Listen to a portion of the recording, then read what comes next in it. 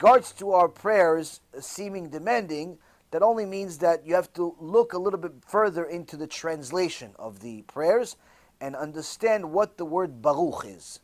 The word Baruch is not blessed you Hashem as if it's you're demanding Him. It's quite the opposite. You're praising Hashem. You're telling Him, Hashem, you're the greatest, you're the blessed, you're the most awesome. You're the only way that I can get refuah shlema. You're the only one that can give us peace. You're the only one that has this. Meaning you are praising Him. You're not demanding Him to do anything. You're praising Him. Every time you say Baruch, you're saying you are the creator of this. You are the creator of that. You are the source of all good. I have nowhere else to go. That's why I say Baruch in every blessing. That's the highest form of praise, because in essence you are admitting that you are nothing, we are nothing, and He is the source of all good. There is no higher praise we can give Him, and it's obviously the opposite of demanding. It's in essence we are pleading to Him like homeless people. And that's really what prayer is supposed to be. Prayer is supposed to be us praying to Hashem like homeless people pray for bread. That's what prayer is supposed to be. If you saw, for example, the Klausenberger Rebbe, Arav Halberstam, he has a video online. I think I've sent it to people in the past, maybe a few months ago. I'll tell you the truth. I couldn't listen to the whole thing in one sitting. It just broke my heart. There's a recording of him praying mincha. Now I'm not talking about mincha of Yom Kippur, mincha of Rosh Hashanah, mincha of regular mincha. Regular mincha, like all of us are supposed to pray every day. Regular mincha. You hear him pray regular mincha, you simply think of yourself as literally like, I might as well not pray. If that's what prayer is supposed to be like, I'm never going to get to this. He cries to HaKadosh Baruch Hu. He cries to HaKadosh Baruch Hu in mincha prayer. He cries to Him with real tears, crying, and He makes you cry. His voice, his old man, is crying hysterical to HaKadosh Baruch Hu like a baby cries to his mother. Regular mincha every day. Regular mincha. Now, if you get to cry, you tell people every year, oh, it's Tisha B'Av, it's mitzvah to cry. 90% of the guys are in there, yeah, sure, it's mitzvah. Who's going to cry here? Maybe the rabbi is going to cry. Maybe a couple of tzaddikim are going to cry. The average guy doesn't cry at all. He's embarrassed to cry. He doesn't realize.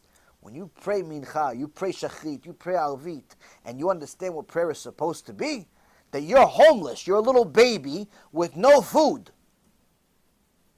and your only source is HaKadosh Baruch Hu, what are you going to do other than cry?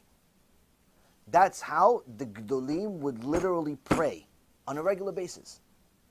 Depends, again, on their connection to Hashem, this, that, different ones did different things. But I heard this recording, I couldn't do it, the whole thing in one sitting. I had to break it up. Why? You hear him cry, you start crying.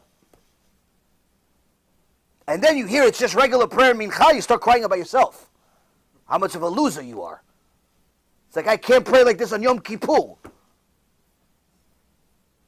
Yom Kippur, I can't pray like this. This guy is praying like every day. Shemoneh alai. My prayers even getting to the ceiling? Who knows? But that's shlemut. That's completion. That's dveikut. That's gluedness to Hashem. That's a person, that's a gadol, but understands that he's a little baby screaming for his Abba. That's what we're supposed to do. So when we say Baruch, we're praising Hashem the best we possibly can with the limited language that we have. That's what prayer is supposed to be.